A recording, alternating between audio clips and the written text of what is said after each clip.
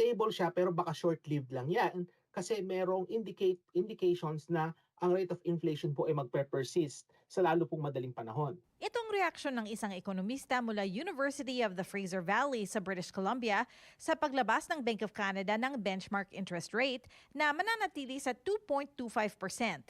Ang posibleng pagtaas o pagbaba ng rate sa mga susunod na buwan naging prediksyon din ng governor ng Bangko Sentral. Uncertainty is unusually elevated, and there are many possible outcomes.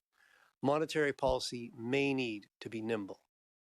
If the United States imposes significant new trade restrictions on Canada, we may need to cut the policy rate further to support economic growth.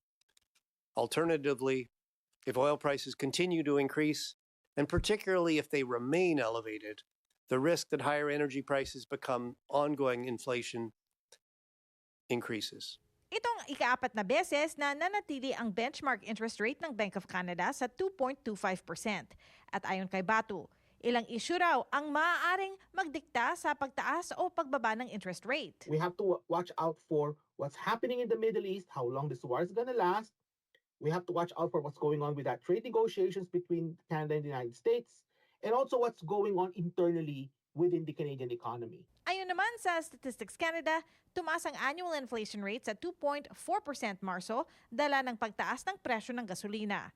Inaasahan din ng Bank of Canada na tataas pa ang inflation sa 3% sa Abril bago ito bumababa. If interest rates rise, what's going to happen is that magmamahal yung cost of borrowing, magmamahal po yung mortgage, magmamahal ang borrow ng money para makabili ka ng bagong sasakyan or big ticket items like furniture or appliances, magmamahal yan.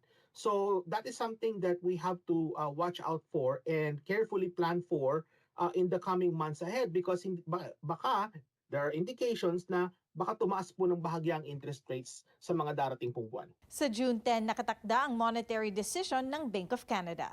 Teresa Barrera, Omni News, Vancouver.